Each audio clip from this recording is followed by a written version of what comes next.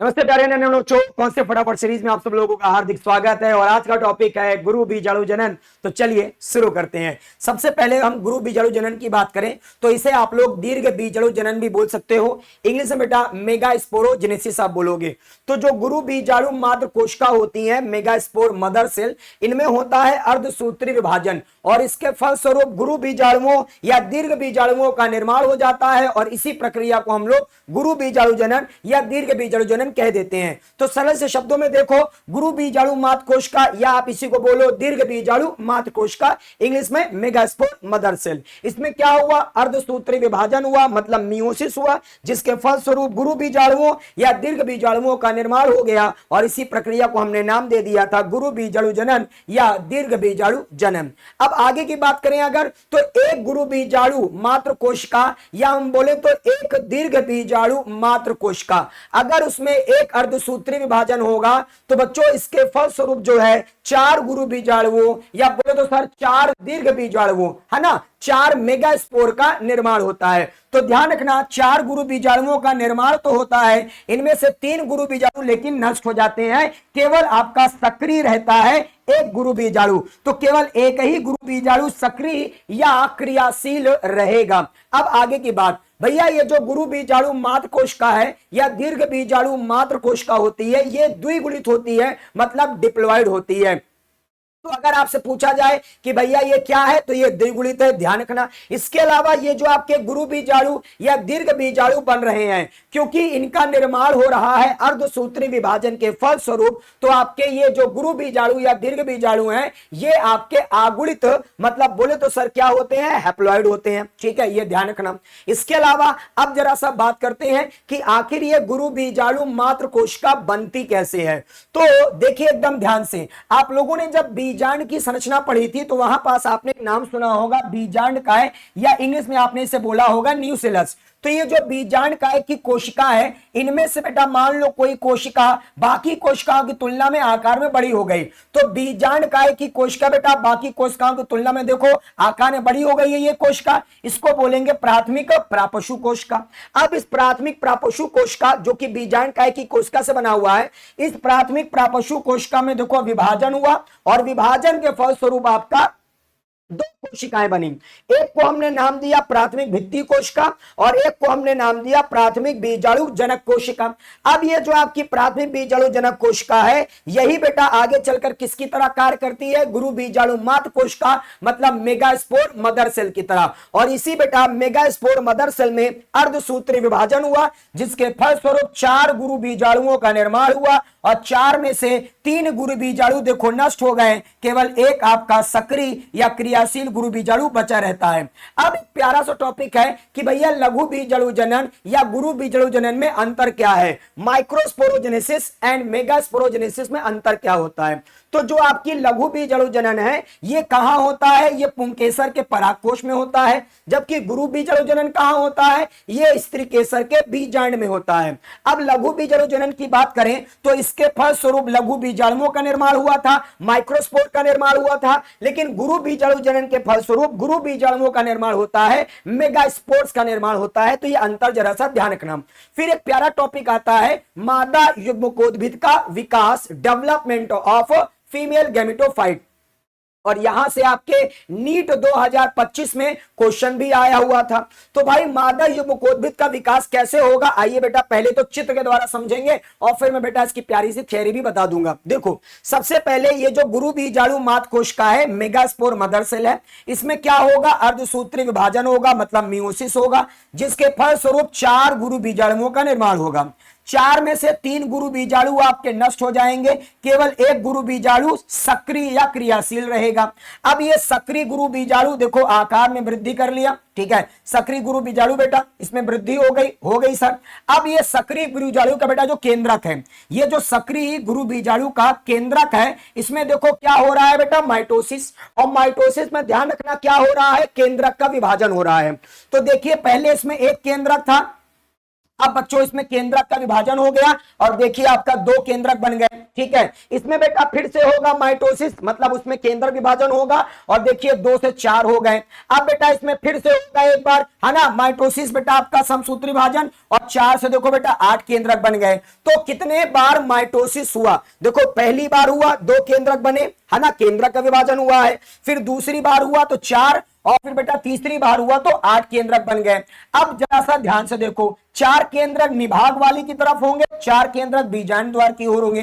तो एक केंद्रक आएगा बीजांड द्वार की ओर से केंद्र में और एक केंद्रक आएगा निभाग की ओर से केंद्र में, और वो आपके क्या कहलाएंगे, ध्रुवी केंद्रक। तो जैसा कि आप देख सकते हो, एक केंद्रक आया था बीजांड द्वार की ओर से, एक केंद्रक आया था निभाग की ओर से और वो आ गया था केंद्र में, और इस केंद्रक को हम लोग बोलते हैं बेटा क्या, ध्रुवी केंद्रक, या इंग्लिश में बोलते हैं पोलर न्यूक्लियाई, और इनकी संख्या कितनी होती है, 2। यस, अब जो बाकी के 3 केंद्रक आपके बचेंगे निभाग की ओर, बेटा वो किसमें सहायता कर रहे हैं, एंटीपोडल सेल्स को बनाने में, जिसको आप हिंदी में बोलते हैं प्रतिमुख कोशिकाएं या प्रतिव्यासंत कोशिकाएं। तो वो निभाग की ओर जो 3 केंद्रक बचे थे, उन्होंने भैया प्रतिव्यासंत कोशिकाओं के निर्माण में सहायता कर लिया। इसके अलावा बीजांड द्वार की तरफ जो आपके 3 केंद्रक थे, अब ये 3 केंद्रक में से ध्यान रखो, 2 केंद्रक आपके किसमें पाए जाएंगे, सहायक कोशिकाओं में, मतलब सिनर्जिड सेल्स में। तो देखिए ये 2 आपकी सिनर्जिड सेल्स हैं, मतलब 2 सहायक कोशिकाएं हैं, इसमें एक एक केंद्रक है। और ये आप देखो, ये क्या है सर, ये एग सेल है, अंड कोशिका है, एक केंद्रक बेटा इसमें आ गया। तो बीजांड द्वार की तरफ जो 3 केंद्रक बचे थे, 2 केंद्रक बेटा आपके सिनर्जिड सेल्स में हो गए और एक केंद्रक किसमें हो गया, एग सेल में हो गया, ठीक है। और ये जो ध्रुवी केंद्रक है, ध्रुवी केंद्रक, यहां पास जो केंद्र में कोशिका पाई जाती है, इसको बोलते हैं सेंट्रल सेल या केंद्रीय कोशिका। और आपको बेटा मैं पीछे बता चुका हूं कि ये आपका भ्रूण कोश है, मतलब मादा युग्मकोद्भिद है। तो देखिए इस तरह से ये भ्रूण कोश या मादा युग्मकोद्भिद का विकास हो गया, ठीक है। और इसमें बेटा 7 कोशिकाएं और 8 केंद्रक मिलते हैं। और प्यारे बच्चों, ये जो भ्रूण कोश या मादा युग्मकोद्भिद का विकास हुआ, इसमें कितने बार माइटोसिस हुआ, ये आपके बेटा नीट 2025 में क्वेश्चन आया था। तो देखिए पहली बार माइटोसिस हुआ, मतलब इसमें केंद्रक विभाजन हुआ था। तो बेटा देखिए आपका पहले 2 केंद्रक बने, एक बार माइटोसिस हुआ, फिर दूसरी बार हुआ बेटा 4 केंद्रक, तीसरी बार हुआ तो 8 केंद्रक। कितने बार माइटोसिस हुआ बेटा, 3 बार। ये क्वेश्चन ध्यान रखना, ठीक है। चलो आगे की तरफ बढ़ेंगे। एक प्यारा सा प्रश्न, कई बार बच्चे बड़ा कंफ्यूज हो जाते हैं कि भैया जो अर्धसूत्री विभाजन है, उसमें जो है एक कोशिका से कैसे 4 कोशिकाएं बन जाती हैं। तो थोड़ा सा ध्यान से समझो, जो आपका अर्धसूत्री विभाजन होता है, मतलब मियोसिस होता है, तो मियोसिस जो है, अर्धसूत्री विभाजन जो है, ये 2 स्टेप में होता है। मियोसिस मतलब अर्धसूत्री विभाजन जो है, ये 2 स्टेप में होगा। एक होता है मियोसिस फर्स्ट और एक होता है मियोसिस सेकेंड। ध्यान रखना बेटा, मियोसिस मतलब अर्धसूत्री विभाजन 2 चरणों में या 2 स्टेप्स में होता है। पहले होगा मियोसिस फर्स्ट, फिर होगा मियोसिस सेकेंड। तो देखो मान लो ये एक कोशिका है, अगर इसमें मियोसिस होगा, अर्धसूत्री विभाजन होगा, तो पहले क्या होगा, मियोसिस फर्स्ट, तो ये एक कोशिका से 2 आपकी कोशिकाएं बन जाएंगी। अब इन दोनों कोशिकाओं में मियोसिस सेकेंड होता है और अब जाकर बेटा देखो ये 4 कोशिकाएं बन जाती हैं, ठीक है। तो आप देख लो, एक कोशिका से ये 4 बेटा संतति कोशिकाएं बन गई, ठीक है। और ये मियोसिस फर्स्ट और मियोसिस सेकेंड, ये दोनों चरण या दोनों स्टेप मिलकर बेटा क्या सर, एक माइटोसिस। तो अगर बोला जाए सर एक अर्धसूत्री विभाजन या एक माइटोसिस जो है वो कितने चरणों में होता है, 2 या 2 स्टेप में, पहले मियोसिस फर्स्ट फिर मियोसिस सेकेंड, और इस तरह से देख लो एक कोशिका से 4 आपकी कोशिकाएं बन जाती हैं बेटा, ठीक है। चलो अब जरा सा प्यारे बच्चे थोड़ा सा थ्योरी भी देख लो। अगर हम थियरी की बात करें तो देखो, मादा युग्मकोद्भिद का विकास डेवलपमेंट ऑफ फीमेल गैमेटोफाइट, या भ्रूण कोश का विकास डेवलपमेंट ऑफ एम्ब्रियो सैक। तो देखो सबसे पहले मैंने क्या बताया था, सक्रिय गुरु बीजाणु, बेटा इसी से बनेगा मादा युग्मकोद्भिद। तो सक्रिय गुरु बीजाणु को मादा युग्मकोद्भिद की प्रथम कोशिका, क्योंकि भैया इसी सक्रिय गुरु बीजाणु से मादा युग्मकोद्भिद का विकास हो रहा था। सक्रिय गुरु बीजाणु अपना आकार बढ़ाकर बीजांड काय का बेटा क्या करेगा, ज्यादातर भाग घेरेगा। इसके बाद सक्रिय गुरु बीजाणु जो होगा बेटा, उसमें केंद्रक में विभाजन होगा, बताया था ना बेटा, माइटोसिस होगा, समसूत्री विभाजन होगा, और उसमें क्या होता है, केंद्रक का विभाजन। और केंद्रक के विभाजन के बाद देखो कितने केंद्रक बन गए थे, 2। फिर से बेटा आगे चलकर क्या होगा केंद्रक का विभाजन। और जरा सा ध्यान रखना, दो केंद्रक बनते तो है शुरुआत में, एक केंद्रक कहां होता है, निभाग की ओर, एक केंद्रक बीजांड द्वार की ओर। तो देखो बेटा सक्रिय गुरु बीजाणु में जब आपका केंद्रक में विभाजन हुआ, माइटोसिस हुआ बेटा, तो दो संतति केंद्रक बनते हैं, एक केंद्रक निभाग की ओर था, एक केंद्रक बीजांड द्वार की ओर, है ना।